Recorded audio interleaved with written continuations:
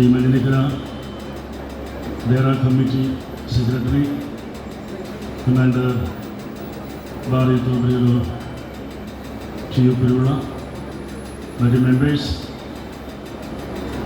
പ്രിയപ്പെട്ട തീർത്ഥാടകരെ, സ്നേഹമുള്ള സഹോദരി സഹോദരന്മാരെ, ഈ പുതിയ നിയോഗം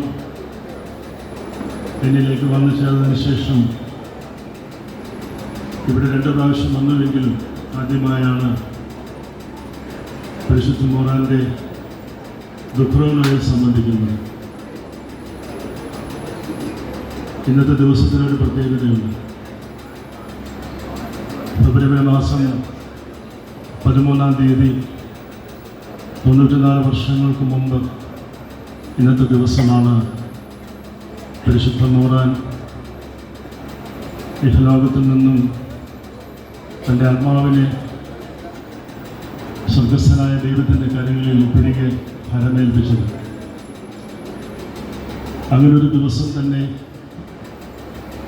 ഇവിടെ വന്ന ഈ മൊറാൻ്റെ ഖബറിങ്കൽ രാവിലെ ദിവ്യബലി അർപ്പിക്കുവാൻ പുതിയ സ്ഥാനലബ്ധിക്ക് ശേഷം അങ്ങനെ ഒരു ഭാഗ്യമുണ്ടായതിൽ ഞാൻ ഏറ്റവും കൃതാർത്ഥനും ദൈവസന്നിധിയിൽ കൂടുതൽ വിനയപ്പെട്ട് പ്രാർത്ഥിക്കുകയും ചെയ്യുന്നു.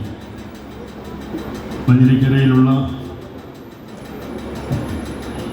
സ്തെഫാനോസ് പള്ളിയുടെ ജൂബിലിയുമായി ബന്ധപ്പെട്ട് ഞാനിവിടെ വന്നപ്പോൾ ഞാൻ ചില കാര്യങ്ങൾ പറയുകയുണ്ടായി.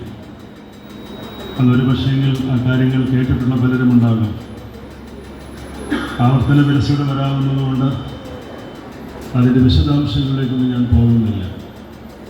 എന്നാൽ എനിക്കൊരിക്കലും മറക്കാൻ പറ്റാത്തൊരു കാര്യമാണ് 13 വയസ്സിൽ അന്നത്തെ കാലത്ത് 70കളിൽ ഹൈസ്കൂളിൽ പോകുന്നവരെല്ലാം ഹാഫ് ഷോർട്ട്സ് ഇട്ടുകൊണ്ടാണ് പോകുന്നത്.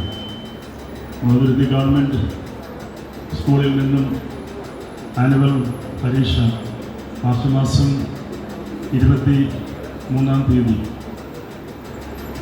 1974 ഹിന്ദി പരീക്ഷ കഴിഞ്ഞ് തിരികെ എങ്ങനെയും വീട്ടിലെത്തണമെന്ന് കരുതി തിരികെ യാത്ര പോകുമ്പോഴാണ്, റോട്ടിൽ കൂടെ നടന്നു പോകുമ്പോഴാണ് ഗുരുദേവൻ്റെ ഒരു അമ്പലമുണ്ട്, SNDP. ആ അമ്പലത്തിന് മുന്നിൽ വന്നപ്പോൾ ഒരു കാറ് വന്നു നിന്നു. അതിൽ മറ്റാരുമായിരുന്നില്ല, ഭാഗ്യസ്മരണാർഹൻ പുണ്യശ്ലോകനുമായ പെരുമ്പള്ളി തിരുമേനിയായിരുന്നു. അതിൽ അദ്ദേഹത്തിൻ്റെ സഹോദരൻ സ്ത്രീയെ കൊണ്ട് ഷമാശൻ തട്ടാമ്പുറത്ത് ജേക്കബ് അച്ഛൻ ജേക്കബ് ഷമാശനുണ്ട്, അനിയനച്ഛൻ അദ്ദേഹത്തെ ഇപ്പോൾ വിളിക്കും. വണ്ടി നിർത്തി. അന്ന് ബാഗൊന്നും പിള്ളേർക്കില്ല, സ്കൂൾ ബാഗൊന്നും ഇല്ല. അന്ന് കയ്യിൽ പുസ്തകങ്ങളൊക്കെ പിടിച്ചുകൊണ്ടുള്ള കാലമാണ്. ഉച്ചത്തെ ഭക്ഷണത്തിൻ്റെ ഒരു ചെറിയ പാത്രമുണ്ട്, അല്ലെങ്കിൽ പൊതിഞ്ഞോറ് കെട്ടിക്കൊണ്ട് പോകും. എന്നോട് വണ്ടിയിൽ കയറാൻ പറഞ്ഞു. ആ വണ്ടിയിൽ കയറി. ആ വണ്ടി വന്നത് കോട്ടയത്ത് പാലാമ്പടത്തെ വീട്ടിലാണ് ആദ്യം വന്നു നിന്നത്. അവിടെ ഭക്ഷണമൊക്കെ കഴിച്ച് തിരുമേനി അവരോട് പറഞ്ഞു, ഈ കൊച്ചിനെ ഷമാശനാക്കുവാണെന്ന് പറഞ്ഞു. അവർക്കെല്ലാം വലിയ വാത്സല്യം. പ്രായമുള്ള 2 പേരവിടെ ഉണ്ടായിരുന്നു പാലാമ്പടത്ത്.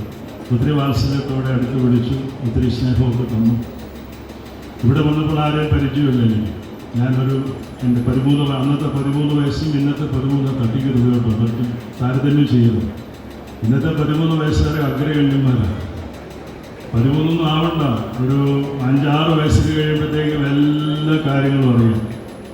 എന്നാൽ ഒന്നും അറിയാത്ത ഒരു പയ്യനാണ് 70കളിലെ ഒരു സ്കൂൾ ബോയ് എന്ന് പറയുന്നത്. ഒന്നും അറിയത്തില്ല. അതിൽ നിന്ന് എന്തൊക്കെ അർത്ഥമാക്കാൻ നിങ്ങൾക്ക് നന്നായിട്ട് മനസ്സിലാവുമെന്ന് കേട്ടോ. വിശദീകരണമൊന്നും തരുന്നില്ല.